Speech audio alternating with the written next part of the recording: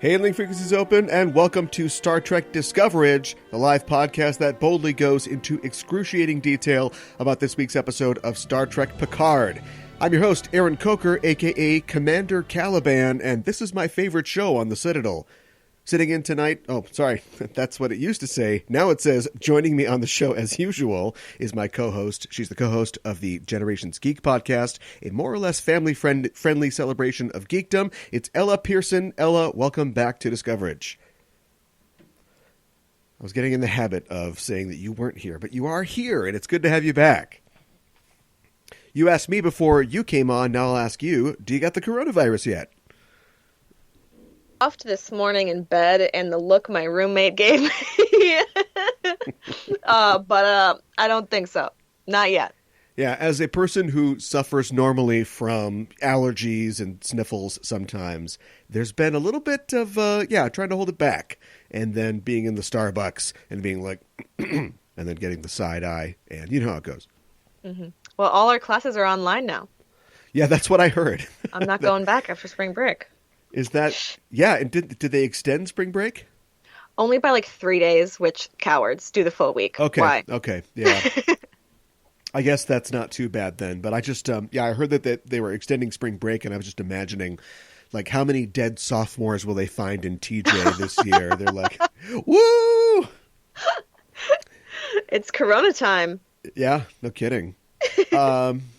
Well, I was going to ask you, as somebody who is closely connected to the world of Star Trek publishing, what did you think about the news that CBS and Viacom are looking to sell off Simon & Schuster, publishers of Star Trek books? Oh, did you just learn about that news right now? Yes. Oh, okay.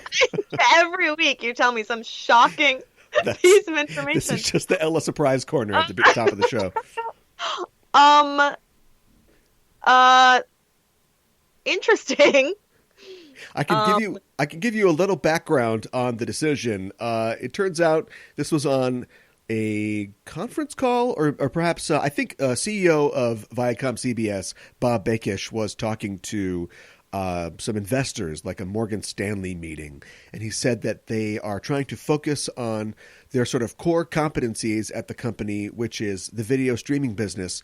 And books and publishing does not fit into that picture of their business. And so that's why they are looking to perhaps sell it to somebody. And he said that they've had offers. But to me, that sounds like, oh, yeah, I got a girlfriend in Canada. Yeah, so it sounds like they're trying to sort of inflate the chances of selling this thing. But it is worth $1 billion to $1.5 billion, according to some estimates, the publishing wing. Whew. Well, I to be honest, I do my best to avoid all the business majors at the U, so I don't know what what exactly goes into that decision. Yeah. But I mean, it'll be interesting to see what happens. Yeah, it certainly will. Another news story from the world of Viacom CBS is that they're not doing very good. That's one of the reasons I think they're looking to streamline, because a lot of people have criticized their streaming strategy. And I don't know a lot about streaming strategies. All I know is I see a lot of Star Trek on TV. So I think that side is doing well. But I guess when I think about it, I can't think of like The Good Fight, maybe? Like, I'm not sure what else would really draw people to CBS All Access. And so I think there is a lack of investor confidence that has sort of devalued them a little bit. And, I don't know. I mean, I've talked before about how I'm totally fine at this point with them just, putting some lipstick on and just pimping this thing out and trying to get, as much Star Trek out there as possible, see what works. But the other side of that coin is looking at it from a very business-like kind of mercenary perspective and saying, what is it, $8.95 a pop per book? Like, that's not bringing us anything. And just getting rid of the publishing wing, which has been around for God knows how long. Yeah, well, it's interesting. Like, they're in this.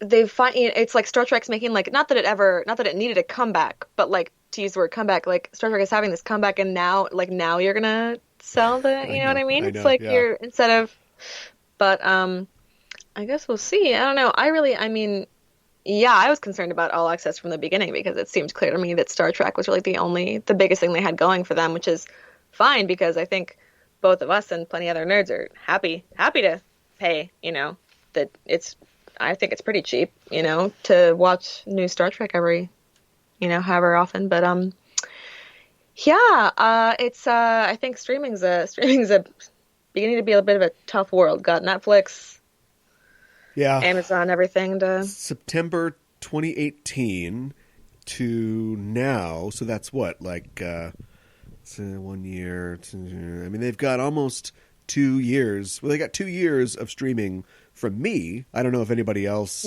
has stayed subscribed to CBS All Access at $9.99 or whatever I'm paying. So, yeah, I don't know.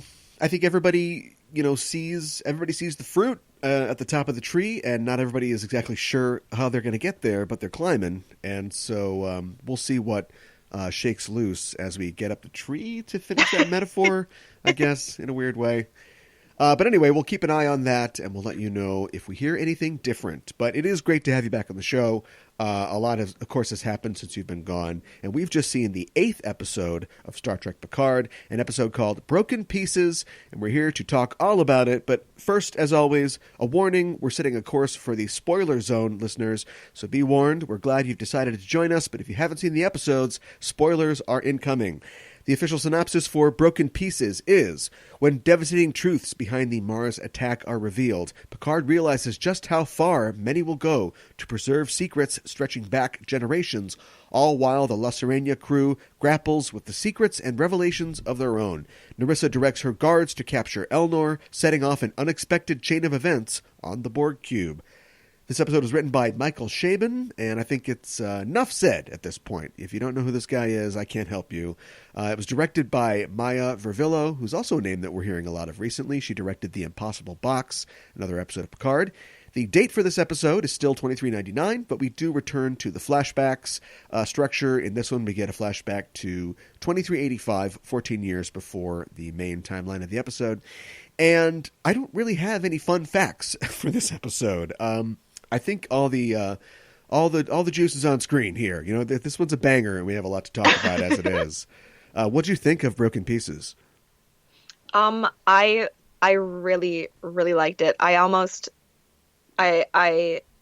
wish almost that it had these events that happened over 2 episodes, because it felt like they had so much going on.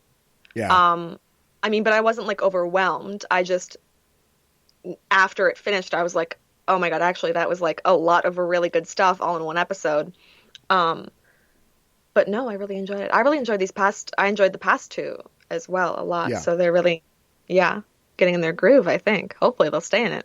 This is the other side of that coin where it's like, well, it's kind of slow. And okay, well, that you were waiting for an episode like this, where even though it's 56 minutes long and probably half of it is talking, not all expositional talking, but a lot of expositional talking, and yet things are happening, not just physical things and action, but emotional action, if you will, and payoffs. And this is not well. I mean, if you think of the next episode, because it is a 2-parter, the next 2. This is really the penultimate sort of chapter, and I think it shows because lots going down. Yeah, well, I love it's like we're all right there with Rafi, like in this episode, like she's putting the clues together, she's like figuring everything out, and it's like it just feels like, oh, we're all there, we're right there, we know almost everything, like and it feels good to see that. I mean, she's been kind of putting things together over the course of the series, but to not have her, whose character has been touted as being the big picture kind of person that can put things together, to not have her kind of figure it out would have been a letdown. Akin to the slight letdown that I felt last week when she couldn't figure out. I was sure that she was going to figure out that Agnes's deal, but instead we get one more episode where she's just like, have some cake. And then just to maybe draw it out a little bit, Rios is like, oh, I think maybe it's Raffi. And it's like, no, she's right in front of you. The murderer is barfing Rios on your shoes. I thought Rios was playing her.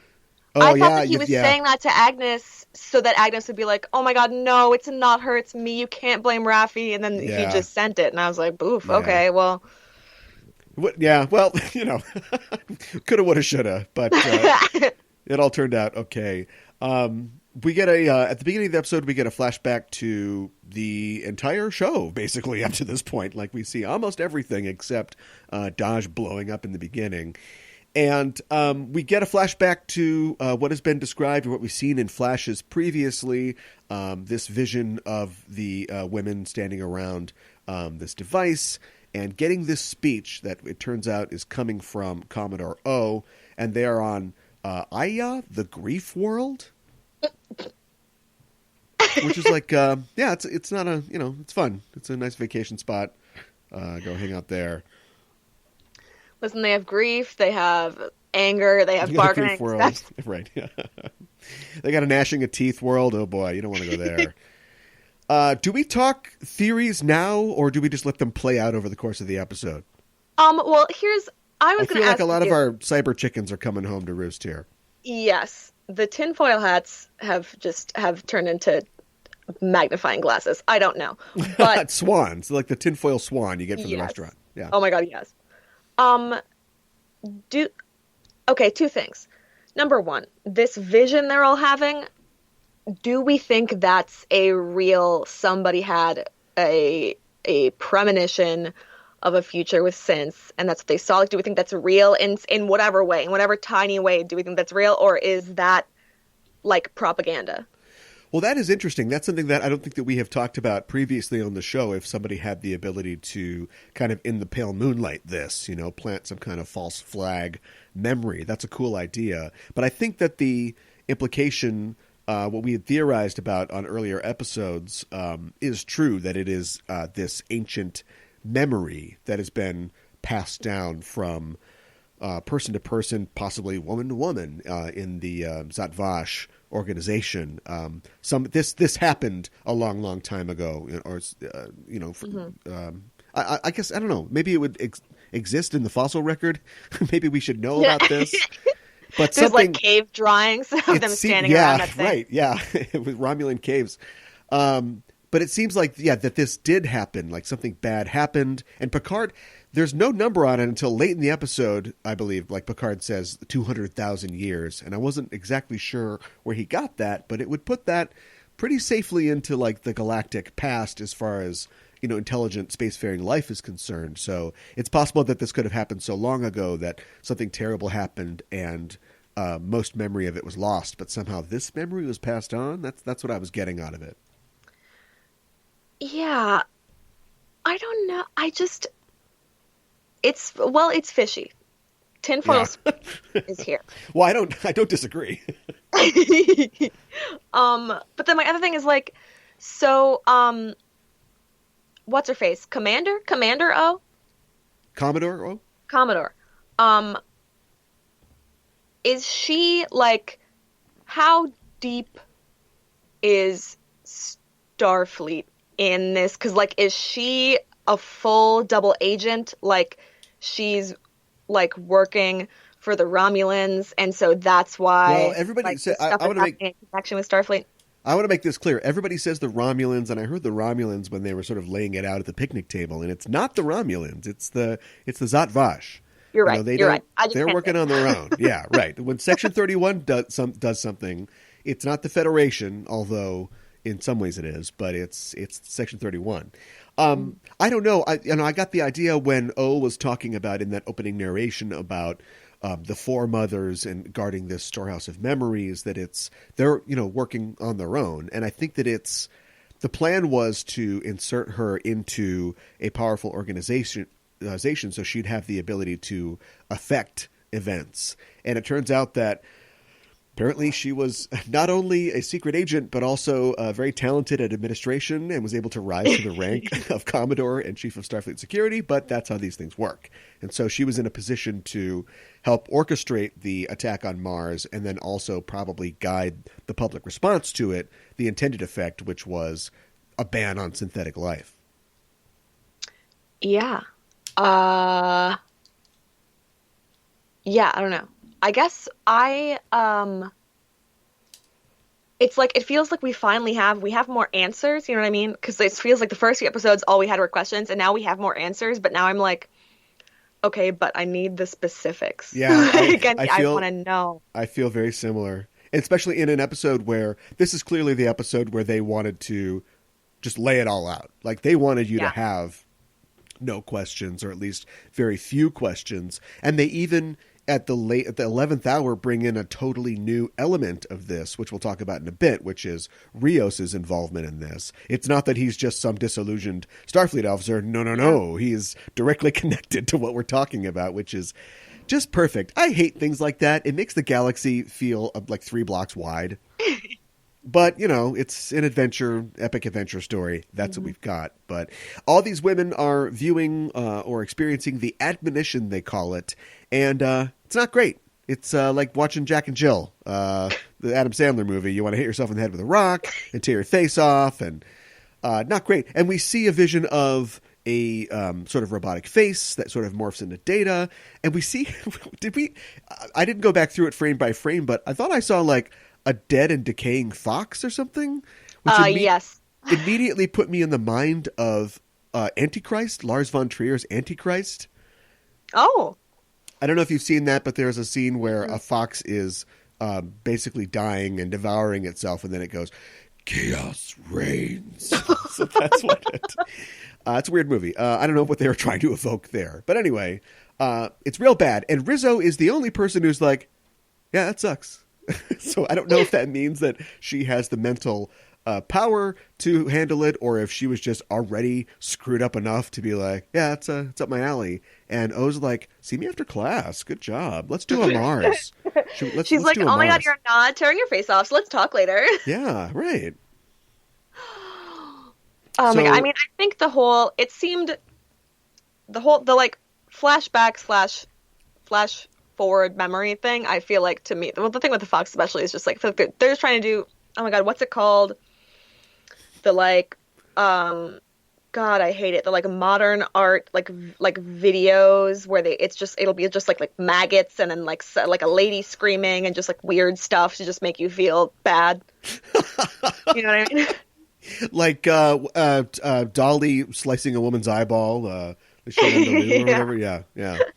Like it's just so freaking, like, oh my God, ew. And then like the music's too loud. Like I feel like they just showed all of them like it's like they paid to get into some wonderful museum in the future, and they got in and it was just like a video of a dead fox and robots screaming. All the shot fox are like, oh, gross. No. And they take their robes off and just leave. Yeah. They're like, why did we even come to this museum? I knew it was going to be like this. I thought there was going to be white wine. Come on. It's definitely meant to not only motivate, let us understand somebody like Rizzo more, but also let us really understand that no, Agnes wasn't mind controlled or anything like that. It's just the power of this vision, which they don't show us great stuff, but it's like the Ring or whatever. Like, yeah, they show us the tape, and it's supposed to be like, oh my God, what's happening on this tape? But it's just like a lady in a well and some horses or something. And it's like, wait, that's it? It can't be properly. It has to be mentally shared with you. You know, it's not just visions. You're probably feeling emotions and things as well. But here's something else. The more we see of her, and I'm so glad that they've got Rizzo away from Narek and she's doing stuff. Couple things. One, I like Rizzo. I like her as a character now. Mm-hmm. And I don't want to identify with her because she's awful. But she goes right up to that line of, I guess I kind of understand why she's doing this. And it isn't, I don't know, here's what popped into my head. Remember Rufio or whatever from Star Trek Insurrection? The F. Mary Abraham character? No. Insurrection. You know, the stretch face guys, the silly putty face guys? All right, don't worry about it. Anyway, they want to steal the Baku's planet, and it's partially to like keep themselves young, but it's also because they're their families and they're resentful, they're bratty kids or whatever, and so mostly that's like not relatable motivation. Like that's just bad. But she's like a terrible person who kills characters that we know and love, and like just shoots innocent people down. But it's kind of like because she's a zealot. She really believes that the universe will be destroyed if she doesn't do this. And she has connections to, here's a lead that's been held the entire show. to her auntie or whatever, who like raised her and Narek, we find out in this episode. And so she's experiencing a lot of things, and she's bad, and I don't want to like her, but I kind of like her. I think I think part of it is like her performance. Yeah, I've never actresses. She and Narek. Peyton List is the actress's name, yes. and I've never seen her in anything where she wasn't just hot girlfriend. You know, oh, really? I've never really been impressed with her. But this is, give somebody a good role and look what happens. Yeah, I mean, well, it's also like I feel like every week I complain about like Narek being like slimy, off-brand Ethan Peck, but it's like literally it's because he's doing such a good job of being creepy on like this baseline level, and so is she, and yeah, it's amazing. And I also, I love a villain where their like reason for doing whatever we think is evil is actually like good. Like she's like, oh, the entire like everything will be destroyed. I believe horrible things will happen. Therefore, I'm doing like this, and this is like satisfying for me every time. Don't know why. I don't remember Auntie's name, her character name, but I'm wondering what her future is because we spend a little time with her at the beginning here as Larissa is talking to her, and then we don't see her. So I don't know if she's on the cube still or if they take her, with their ships when they leave. But I think it's also really convenient that not only was she one of the women who, the Zatvash who got to view the admonition, but she also was assimilated on the Tel Shiar ship. I know, right? God. Also, we could let Soji learn about tarot cards or circles or whatever. But again, it's only 3 blocks wide.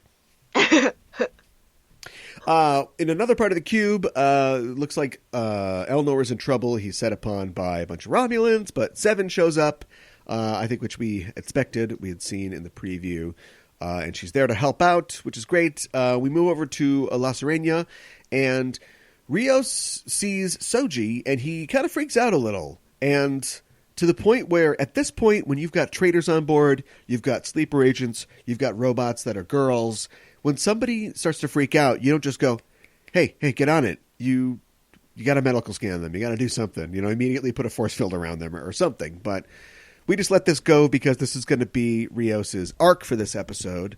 He takes off. Rafi immediately tells Picard, Agnes was the spy. You're really bad at this, JL. You're bad at putting groups together. You're bad at being a spy or whatever it is you think you're trying to do. I kind of like how she is with him, where she's just like it's like almost no filter. She's like, guess what, stupid? You just got back, and like it's like he's been there 2 seconds. She's like, guess what? You're an idiot, and I'm gonna shoot your friend we've been searching for however long. Right? Yeah. Yeah, and he's just sort of like, duh. I know, but that's okay because. I love that we all love Picard. He was a very good captain, good man, good character. But I love that he is flawed in this series the way an old man would be flawed. Does that make sense? Yeah. He's kind of like, he almost has tunnel vision, and like he's like, I don't know how to describe it, but it's just, you know what I mean? It's like he's not like that. This is a very like easy, simple example. Like the thing with him not being able to fly the ship. He's like, wait, I can't fly the ship. And like, you know what I mean? Like a weaker character would just be like flying the ship, no problem. But he like is an old man, and he's been on his vineyard for forever. And I don't know. I love it. He will believe anything Facebook tells him. Yeah, I understand. It's just that stage of life that you reach. But in the office, we have another appearance, a holographic appearance by Admiral Clancy. And Picard gets to get his back. He's like, hey, those windmills were giants, and you can apologize to me now. And Admiral Pottymouth also delivers the F-bombs, but turns out she is going to send some ships. And so there we go. The scene after this begins a sort of subplot that runs through this episode that I'm sure everybody on the internet thinks is really cute, but annoys me to no end. And that is Rafi going and talking to all of the emergency holograms. We meet a new one, the navigational hologram, Enoch. At what point are holograms not emergency holograms? Wait, we met him before, didn't we? Earlier on. All right, there you go. I thought what's the engineering one new, though? The Scottish one? Oh, yeah, why not? I don't care. I think this is dumb. This thing was 56 minutes long. We could have cut out the detective story where she gets the five guys together. And I'm sure Santiago Cabrera is having a good time testing out all his accent work, but I could have done without this. He is trying. That Irish accent, he is trying so hard. Yeah, he is doing his absolute best, and it is close. It is almost there. Yeah, he'll have it by season 2. It is it's far better than anything I could ever do, but God, it's so close. Maybe they're programmed to be, that's part of the degradation of the program. A little off. It's like EMH. Yeah.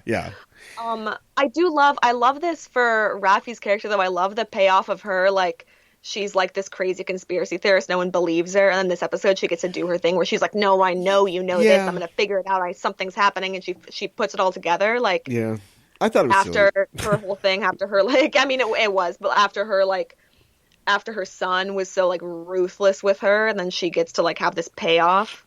But yeah. But what if I do think it was a little too long to be cute.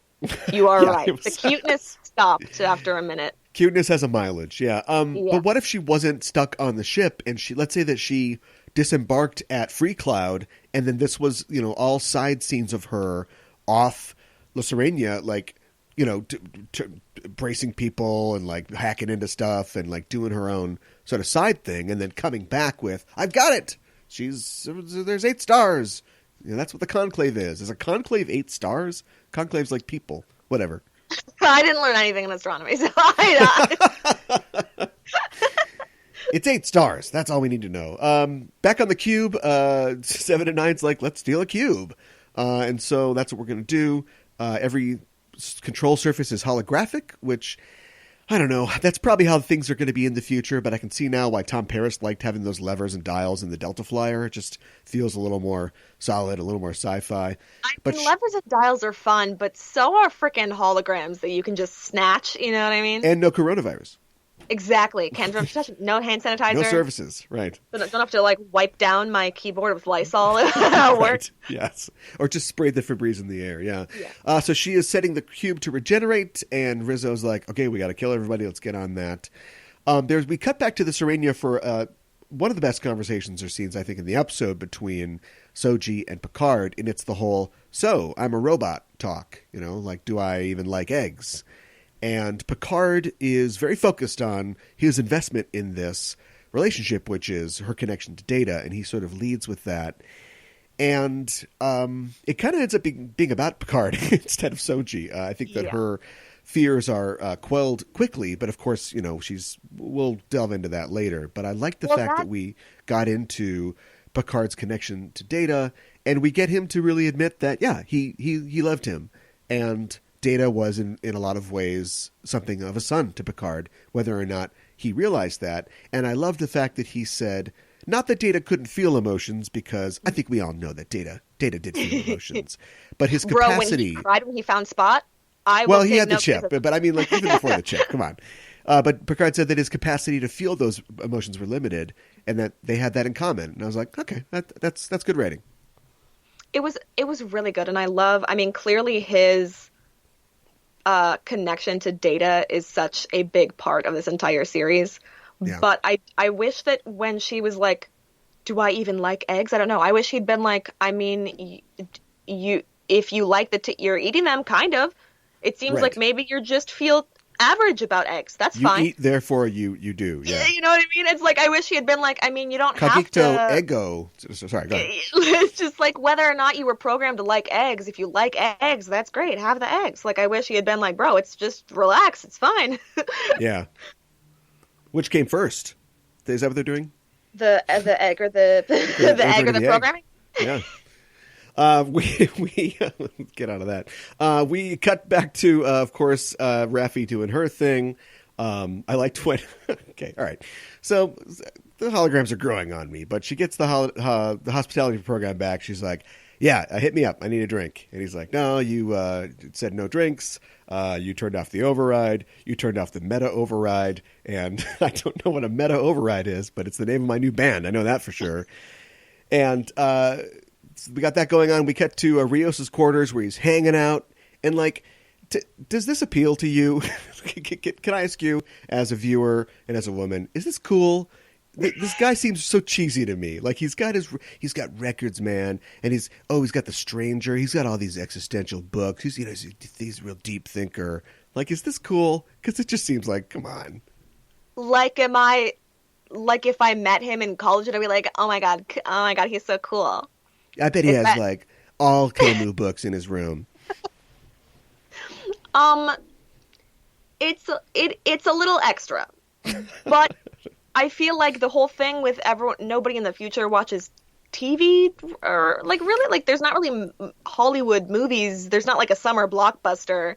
You know what I mean? You don't know that. Him, I guess, but like, so him having the records, I'm kind of like, okay, because I feel like other in Star Trek, otherwise they're like, oh my god, a book, like, so I don't really. Yeah. But, he's got 8 books. Yeah. Crazy.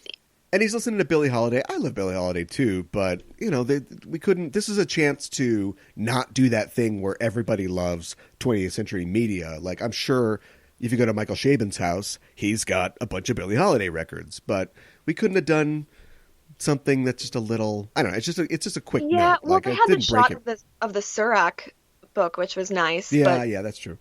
Then, like, but it's that he was reading that other book the whole time, which isn't Vulcan ideology. Yeah, this guy was definitely a drummer in a band in Starfleet Academy. Oh yes, and just like a band that was like bad in a good way. Like they were bad. You're like, yeah, I don't like it, but it like slaps. You know what I mean? Beautifully awful. Yeah, right. We see that he has a cigar box. I guess we know they make cigars, so I guess they're cigar boxes still. And it's full of pips and things, and a tiny skull, which is some kind of reference that I didn't get. And he pulls out a picture of him and his old captain, and a drawing of him. And I think it was supposed to be like a reveal, but you can just see, like through the back of the drawing, that it's a woman that looks like Soji. Mm-hmm. And we also see that he was, this is revealed in dialogue later, but he was serving on the USS Ibn Mahid, a Sovereign class vessel. Yeah, I don't know. This is one of the parts of the episode where I was like, I don't know why we're taking this long to do this. Does that make sense? Yeah. It was like, because the whole mystery thing with Raffi was kind of working for me, but then the whole just cutting to him in his quarters, just like drunk, like trying to open this thing. I'm like, why are you wasted? And it's just a drawing. Like, it's not even a picture. It's a drawing. Like, well, I mean, we find out later that it was, there was a double murder and a double murder suicide. Yeah. And that final scene was very good. It's called Broken Pieces, Ella. Come on. He's broken. He's listening to records. We go back to the cube, and things are moving here. It looks like Seven is she's considering basically plugging back into the cube and creating something of a micro collective. She'll be the new Hugh.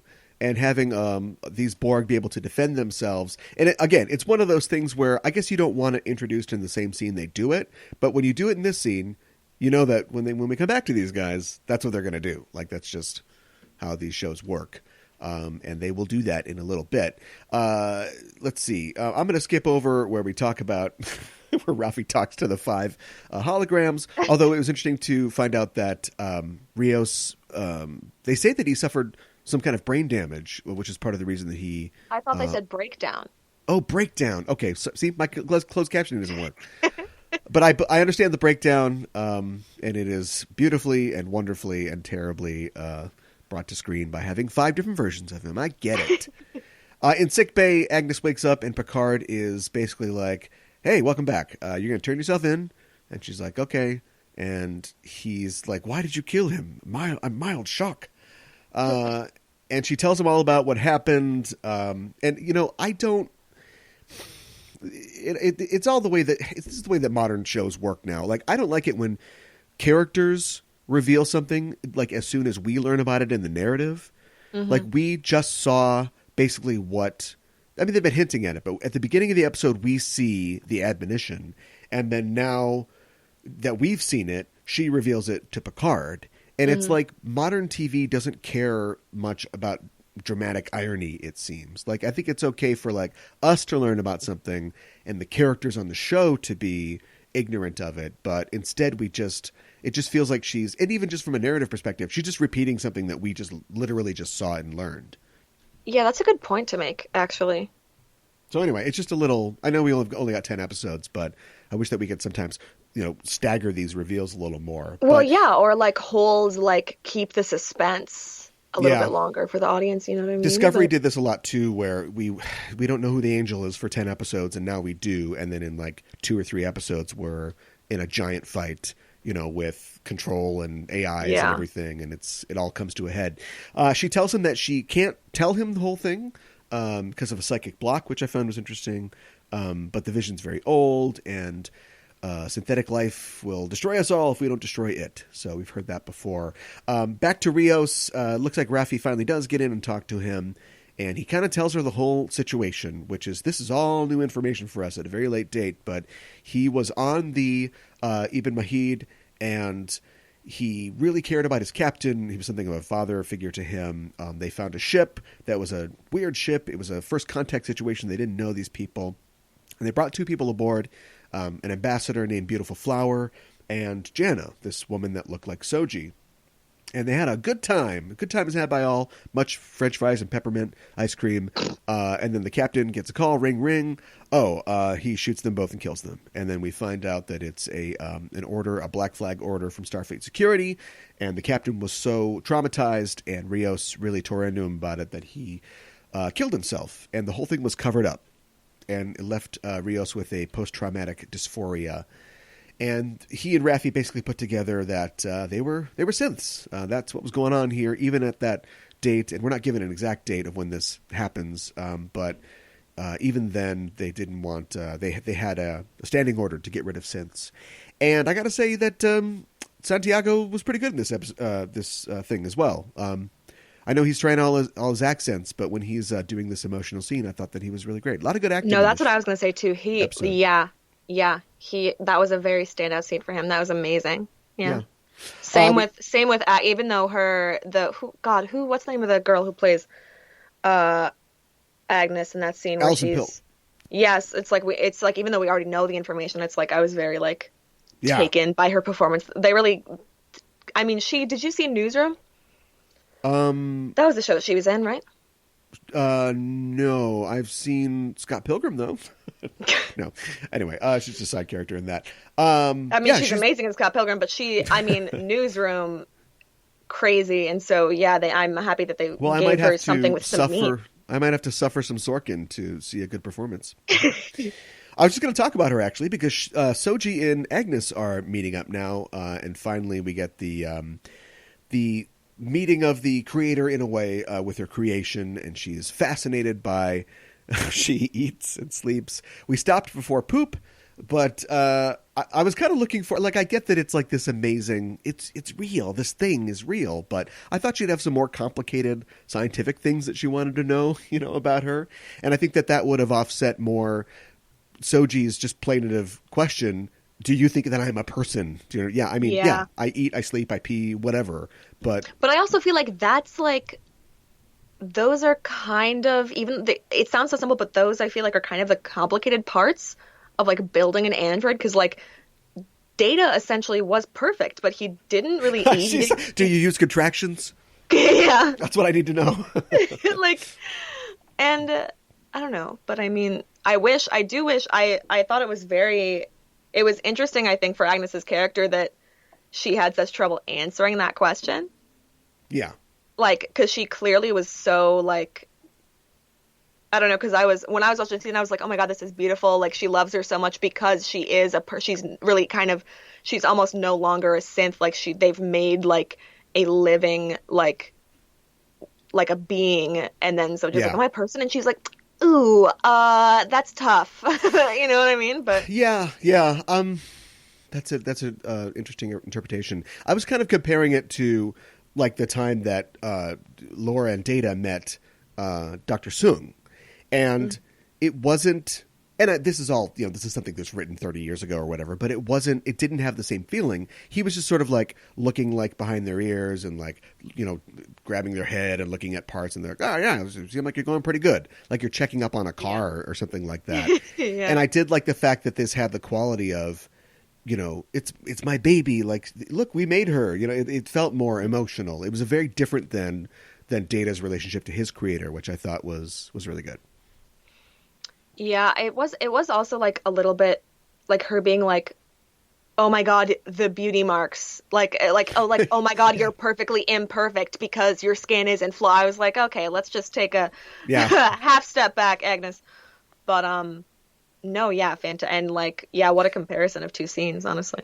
As much as I complain about like how detail and like technobabble isn't like plot or character or story development, I would like a little information about what's going on here, because I get that they made her, and she is, from what we understand, flesh and blood, but with a positronic brain, either artificial or an organic positronic brain, maybe? Who knows? But like when she's got, you've got the moles or whatever, she's got a crooked toe. Like, did they gin her up in a lab? Like, how is there a planet where they're all from? I mean, we're going to get our answers like next week, but... Yeah, I think the homeworld thing is a little bit... It's like, it's like where Soong made Data and it's like, so it's your homeworld, but like, I don't think that there's just like... Data? Yeah. Yeah, there's not... I don't think there's like, however many dozens more just like carbon copies of Soji walking around that plane, you know what I mean? Like... Well, we know there's one. Yeah. Yeah. Moving on. Back on the cube. It's kill, kill, kill. Rizzo's really just blasting everybody, killing all the innocent Borgs. And Seven's gonna do it. She plugs herself into the thing, and it's bad news. Her spine glows, and her eyes turn black. And I don't want to be a pedant here. He lied, but whatever it is that turns her eyes black, I don't know what it is, but one of her eyes is like organic and one of them's artificial, right? So just a note there for people who are paying attention. But whatever, we are Borg. One more time. And it's weird. Again, the sequence of events here is confusing because you never understand exactly what the effect is or the reason that they're doing this is. And then the bad guys do something and it's like, well, how does that affect that? And then something else happens because as soon as she plugs in, great news. The Borg cube is regenerating, but then the Zat-Vash pull the lever and shoot like all the Borgs into space. Like they're all sucked out, blown out into the vacuum. So what did Seven save? The ones that weren't by the door, maybe? I mean, I think she failed, right? I guess, but there wasn't like there was one no for the trailer, and then later on it drops her off and she's got work to do. But I didn't get the sense that it's like so useless. Like I put 3 holes in my jacket for nothing, because all the Borgs died. Yeah. Well, I think maybe it's the, it was the ones that they hadn't tried to reclaim yet. Right. Yeah. So like the ones maybe the other ones are fine. Yeah. They're kind of all have disruptor holes in them. Yeah. Yeah. I don't know. That was the part. I really wish we had more. We had more of Seven there because that was a big decision for her. I feel like, and it was really good, but I wanted more. I just wanted more. Well, she'll be in the next 2 for sure. That's the thing about spectacle. That's the thing about like, violence and murder. It doesn't. It just becomes spectacle if we don't have something to hang it on emotionally. When really, because I was kind of pleased. Sorry, you go. Well, just when Hugh takes a knife, it's like, oh, that guy, he was in the TNG, and he's a nice guy, and he continued to be a nice guy, 25 years later, and it's horrible that he died. And, like, seeing thousands and thousands of Borg drones just be sucked into the void, each one of them, theoretically could be a Hugh and somebody who could accomplish something, but I don't know any of these guys. It's just, it all takes place over 20 seconds, and then it's over. Mm-hmm. Nobody's going to cry over them. We're never going to hear about that again. Yeah, I mean, you're right about that part. When I was watching it, I was like, this is an interesting, like, exclamation point because we spent all season, like, learning that I mean, like what Picard said, like, oh my God, you can like, They're victims. well, and that you can like reclaim them Yeah. on this massive scale.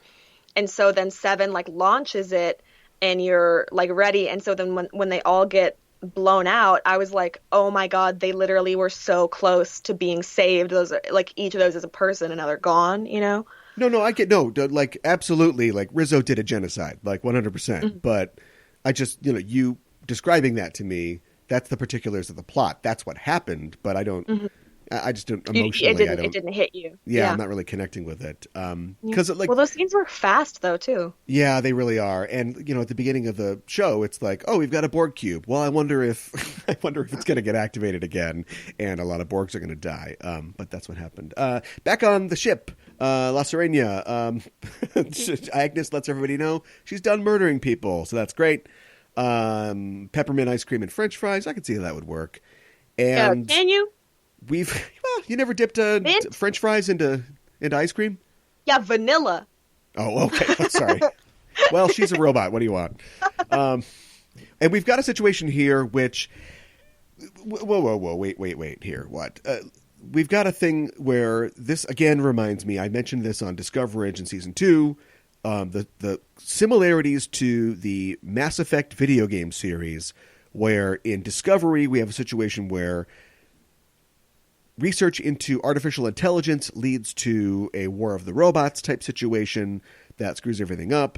Now in this, they were talking about, of course, we have a similar, it's been pointed out before, we have a similar situation in Discovery in which a secret society is trying to stop an AI from developing. But somebody mentions, it's an offhanded comment by Rios, that like when you go warp speed, somebody shows up. We have a paradigm shift. We have a quantum leap in your society. Things are going to change. But the implication that I got was, somebody shows up when you develop AI as well, which is the exact plot of Mass Effect. There are beings outside of the galaxy that sit and wait and watch for somebody to develop AI, and then after AI is developed, over the course of, X amount of years, it will take over all civilization, and so these beings come in and wipe everybody out and start all over. And it was like, wait a minute, that sounds like what this is. Bizarre. Maybe, who knows? Who knows how many Star Trek nerds were working on Mass Effect? Yeah, and who knows what books and sci-fi novels the people that developed both series were reading, but I just wanted to point that out. I'm still I feel like people are fascinated by like androids and sci-fi, but it's also like the fear. It's like an other, you know what I mean? It's like this deep-seated fear. It's like you create this thing within the thing. I mean, it's Frankenstein. It's really racist of you. I mean, you know what? You're right, and I'll be signing off. Well, it's no, I mean, it absolutely is. And although, I mean, at this point, we couldn't have. Well, we're kind of having it now, I guess. But like, you couldn't have another Measure of a Man in 2399. Like we've proved over. It's like if Data was alive, he's just a person, right? I mean, except for, but then in they theory, banned. Yes. I mean, yep. It's not just the name of a TNG episode. I don't know. I'm dialing Melinda Snodgrass right now. Well, I think he's a person, and I think Melinda would agree with me. This leads to a revelation by Soji after she wrecks that perfectly good picnic table. She decides, screw this. We're going to my home planet because we've got 2 episodes left, and because we got 2 episodes left, I now have access to all this knowledge that is in me. She seems to be fully activated. And she's doing stuff. She's programming the ship to go somewhere. She's locked everybody out of the bridge, or just the part of the hull that is the bridge. And I loved, this is just a dumb little detail, but this is the kind of thing I live for. She's got everybody locked out, but Rios sings his special magic deactivation lullaby, which gives him override control of the systems again. I mean, nice to have a back door, though, right? That was great. Yeah, that's his back door. That was really great. But, of course, it doesn't really matter because they're like, oh, no, actually your plan is the right plan. We're going to find a Borg warp transwarp conduit and just fly right to the planet. And then back on the cube, we've got the Borg take down Rizzo. What do you think happened to Larissa at the end of the episode? Think she's gone? I'd be surprised. I thought I saw possibly a Romulan transporter flash right at the end there. Yeah, I'd be surprised if she was gone. Yeah. Yeah. So she's probably okay, and all the Romulan ships just whoop, whoop, whoop, whoop, they're all gone. They're out of there. And it looks like Seven's let go. And this whole time, once again, Elnor is just holding the bag. Like, I'll get to do something someday. I really liked him in this episode when Seven is like all black-eyed and he's like, "Are you gonna assimilate me now?" I'm like, dude, I know that you're honest all the time, but what? I mean, can you imagine? Like, she's plugged in and you're like, so is it time now? Am I up? Yeah. Oh boy, a Borgified Romulan ninja. I don't know. That's too much. We were talking about that recently on Enterprising Individuals. We were talking about the character of Elnor and how it's the kind of character, like if you've ever played role-playing games, you get to choose what your character is going to be, and everybody's got ideas about what they want to try. And there's always that guy that I'm going to make a Romulan ninja from a secret society, and he does flips. He's got a sword and long hair. Feels like an RPG character. Yeah, I mean, it's a 15-year-old's fan fiction character. Well, I've made that character. Yeah, no, I'm not. I'm not innocent of that. Shade, listen, no shade. Yeah, because I still read it now, and I'm 22. But like, listen. Yeah, right. Last scene is on the ship again. Picard and Rios are having just bros time, and they're talking about Captain Vandermeer, who Picard knew, of course, because he knows everybody. And he makes the point. He tries to make a point to Rios that Starfleet had already betrayed. It wasn't just the fact that the Zat Vash or the elements within Starfleet. It's that the Federation itself sort of betrayed its own trust because they went along. They let fear take us over. Fear is the destroyer, he goes on to say, and then he gets interrupted. It's just like, people don't often interrupt speeches by Picard, but it's like, shut up, old man, we gotta go. We gotta do this thing. We're at the conduit. And they fly through, and we see another ship, which we can assume is Narek's ship, and he follows them, and that's it. I just really like... Even Elnor aside, I feel like the second Narek gets on the bridge and or in proximity of any one of them, it's just like one of them is just going to punch him in the face. Like the second he opens his mouth, they're going to be like, shut up! Like, right. And he's just going to go down. Do you think that, I don't think we've seen this, but does Narek have like mad martial arts skills like his sister? I mean, he must have some, but he has the energy of like a man in my class that won't stop talking about what he thinks are feminist ideas. Does that make sense? Yeah, I think so. He's like, actually, it's pretty feminist of me to manipulate you into thinking I loved you because I was treating you like an equal. God. So... Oh, Lord. Yeah, I would have voted for Warren twice if I could. Yeah, maybe. It's interesting to note that, speaking of feminism, girls who are bosses, like the Zat Vash are all women, or at least it seems to be that the leadership is mainly women. They have male foot soldiers, primarily almost. And then, of course, Narek seems to be possibly a special case or somebody who has some authority, but everyone that we see is a woman. And I don't think that we've ever been told. We've definitely seen many female commanders, Romulan commanders, but I don't think we've ever been told right out, at least not on screen, that the Romulans have like a matriarchal society in the same way that the elements of the Vulcan society are matriarchal. But I wonder if they share that with the Vulcans. I haven't read enough Simon & Schuster novels to know that. If only I could buy more books from Simon. I guess we'll never know. Yeah. I mean, I feel like maybe it's just one of those like it's like an ancient thing. It's like, oh yeah, technically they're not like matriarchal anymore, but they have like that history. So maybe there's just like a lot more women in power. I don't know. So you're saying like the idea of, what is it, the white goddess or whatever, the idea of society before men ruined everything was run by women. Yeah. I don't know. I'm not saying. I mean, it was interesting that they were all women because of the what's Elnor's lady? It starts with a Q. I don't know. I don't know either. I don't know any Romulan. Straight. Yeah. Yeah, but yeah, I mean, that was interesting to me because I was like, oh my God, it's like, I was like, oh my God, it's yin and yang. It's crazy. Well, I don't want to totally sign off on your theory that all civilizations are matriarchal until they become patriarchal.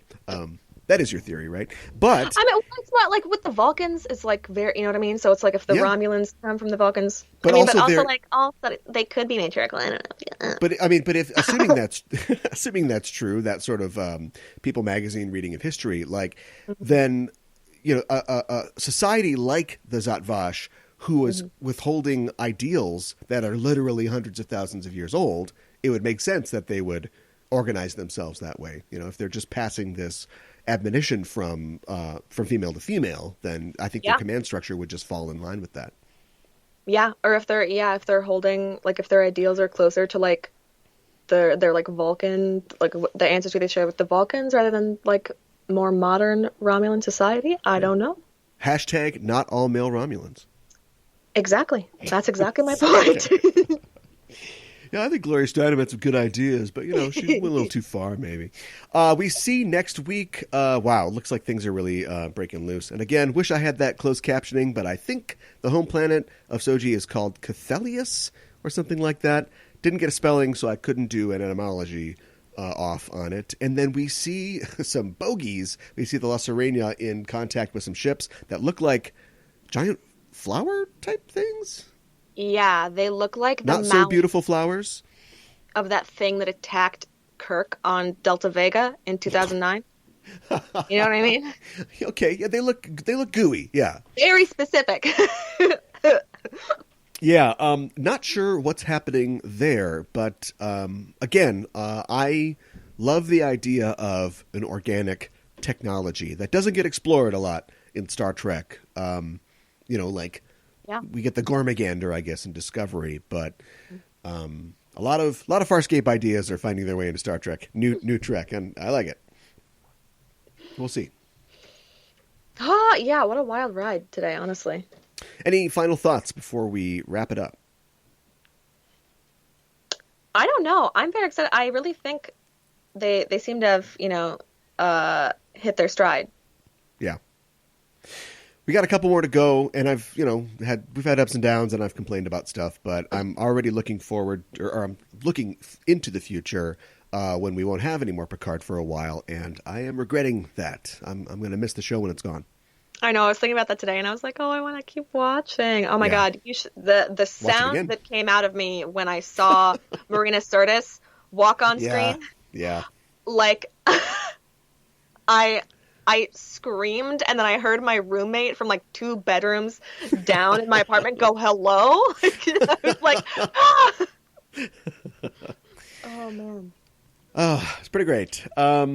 Well, that's pretty much it, I think, for our show this week. Thanks for joining us, listeners. If you like what you hear, you can follow us on Facebook and Twitter at EISTPOD for updates and to get notified when new episodes of both Enterprising Individuals and Discoverage, this show, are released. And you can tweet to us on the show by using the hashtag Discoverage, or you can email us at eistpod@gmail.com.